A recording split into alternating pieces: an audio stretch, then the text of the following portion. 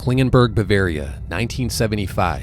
23-year-old Anneliese Michel is believed to be possessed by demons and begins the first of 67 exorcisms in the family's home. As the exorcism rites are read, Anneliese exhibits frightening behavior and speaks in deep growling voices believed to be those of 6 demons inhabiting her body.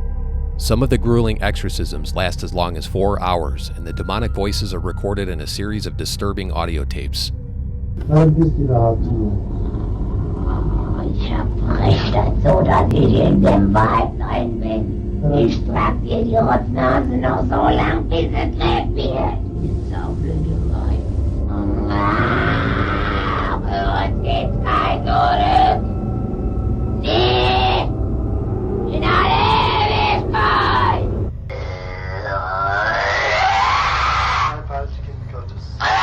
Ich hab ein Maul geschlagen.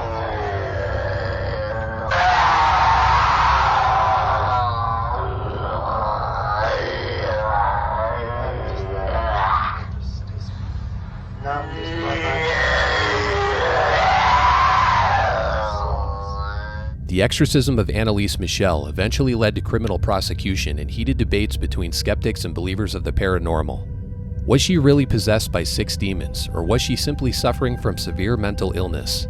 This is the true terrifying story of the Exorcism of Anneliese Michel and the horrifying events that took place in the family's home from 1975 to 1976. Anneliese Michel was born in 1952 in Klingenberg, a small Bavarian town in Germany with a population under 10,000. She was the oldest of 3 girls, and her parents Anna and Joseph were successful business owners who operated a local sawmill. Bavaria is one of the most Catholic states in Germany, and like most Bavarians, the Michel family were devout, God-fearing Catholics. 3 of Anneliese's aunts were nuns, and her father Joseph had even once considered becoming a priest. Anneliese's mother Anna was very strict in her religious ways and encouraged all 4 of her daughters to atone for the sins of others. Catholicism had a major impact on Anneliese, who took her religious beliefs very seriously, even as a child. From an early age, she attended Mass 2 times a week and kept a bottle of holy water by her bedroom door at night as a safekeep. One time she even slept on the bare floor as a display of penance for the sins of others, including her mother, who once had a child out of wedlock.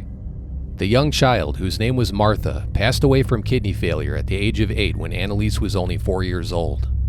Her mother Anna lived with deep shame and regret for having a child out of wedlock and even wore a black veil at her own wedding ceremony. If Anneliese really was the victim of demonic possession, how and why it happened remains a mystery, but it all began in 1968 when she started having blackouts at the age of 16. In autumn of 1968, Anneliese was attending school when she suddenly lost consciousness and blacked out in front of her classmates.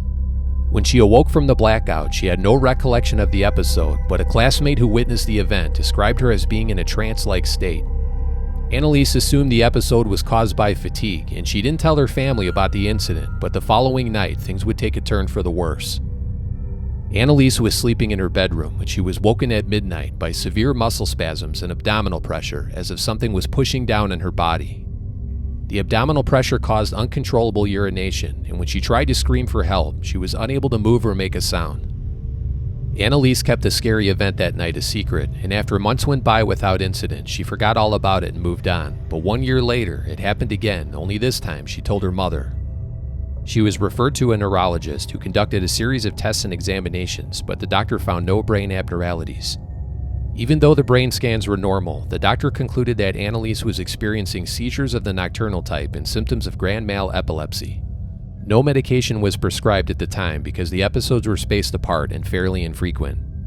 In the weeks following the second blackout, Anneliese's health began to rapidly decline when she became ill with pneumonia and tuberculosis, a serious bacterial infection that often causes death without proper treatment. In February of 1970, she was sent to a lung disease sanitarium in Middelburg, Germany, and it was here that she suffered a 3rd seizure along with the first of many disturbing hallucinations. Late one night, while lying in bed in the hospital ward, she started having convulsions again with the feeling of something pressing down on her body. But unlike the previous episode, she was able to let out a scream that was loud enough to be heard by the nurse and doctor down the hall. After the 3rd seizure in the hospital, Anneliese was seen by another doctor whose test revealed abnormal brain waves. She was diagnosed with temporal lobe epilepsy and prescribed anticonvulsant medication to help control the nighttime seizures. While living in the sanitarium, Anneliese began exhibiting strange behavior witnessed by patients and hospital staff. Witnesses reported that her eyes became dilated and darker in color, and she obsessively prayed the rosary over and over with her hands contorted like animal claws. In the weeks following the third seizure, she began hearing demonic voices and saw devil faces while praying. She soon developed an extreme fear of praying because the evil voices and hallucinations would occur almost immediately. In August of 1970, Anneliese was released from the sanitarium and returned home with her parents in Klingenberg, where she went through rapid changes in the months that followed. Anna and Joseph noticed their once vivacious daughter wasn't quite the same person anymore after returning home. She was depressed and withdrawn, and even though she didn't experience seizures for 2 more years, she continued to suffer from hallucinations and medical complications. By the end of 1972, Anneliese suffered a round of severe seizures that required another trip to the neurologist and additional medication. Then in 1973, the situation took a dark turn when the family began experiencing paranormal activity inside the home at all hours of the night. While lying awake in bed at night, Anneliese began hearing strange knocking sounds on the walls of her bedroom and closet, and she wasn't the only one hearing the unexplained noises. Her mother and 2 younger sisters also heard strange knocking noises coming from inside the wardrobe and from below the floorboards of their bedroom. Her father, Joseph, also heard the strange noises and disregarded them, but Anna was convinced the mysterious sounds were supernatural and had a connection with her daughter's sickly condition. In the weeks that followed, the strange noises in the home persisted, and Anneliese's mental and physical state continued to worsen. The frightening images of devil faces reappeared while praying the rosary, and she was tormented by demonic voices. She confided in her family about the terrifying voices and visions and was quoted as saying the following: "My will is not my own. Someone else is manipulating me." She described the feeling as a dread that makes you think you are right there, in the middle of hell. You are totally and utterly deserted. You can call all you want for help, to the Mother of God maybe, but they are all deaf.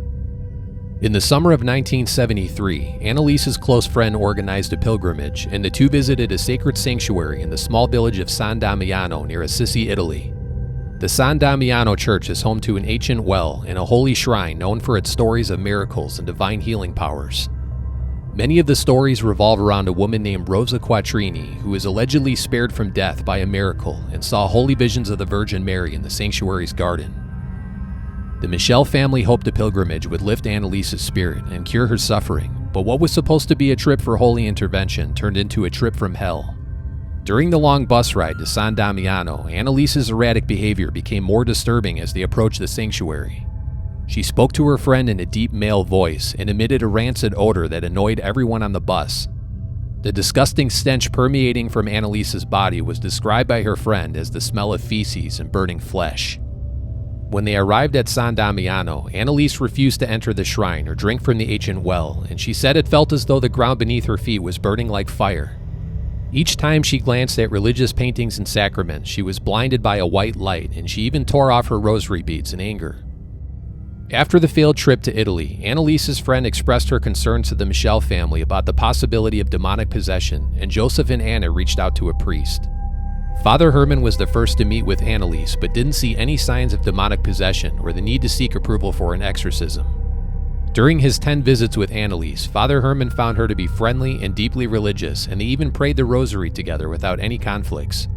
Although Anneliese initially showed improvement in 1974, she suffered a major relapse in 1975 and began exhibiting extremely disturbing behavior.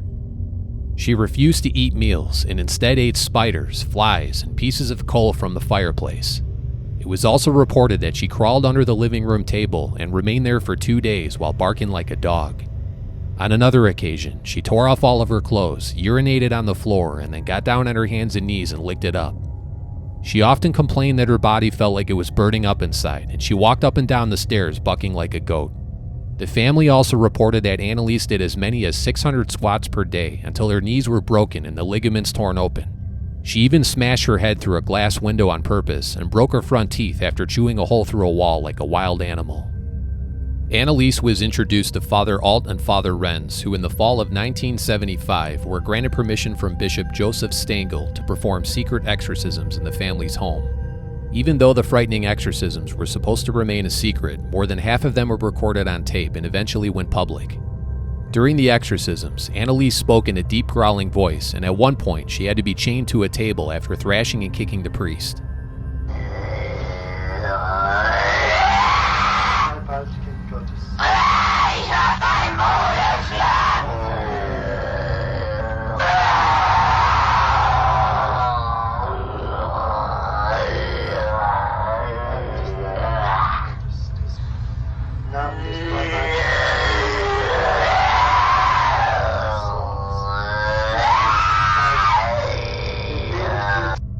A total of 67 exorcisms were conducted 1 to 2 times per week for 10 months straight, and while most of them lasted only 1 hour, some went on for as long as 4 hours.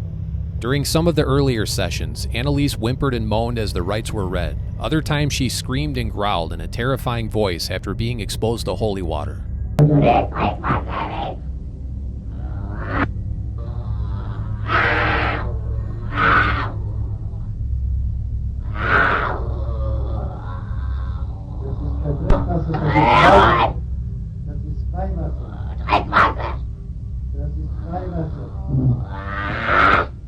To test the validity of the girl's demonic possession, Father Alt filled up 4 bottles with tap water and a 5th bottle with holy water.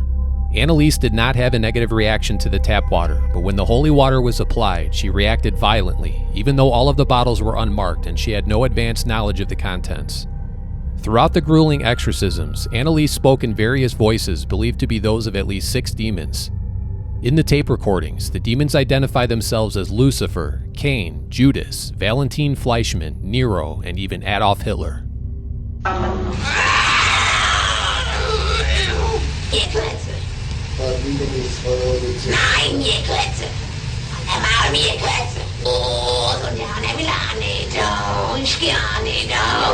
Sind wir schon 3?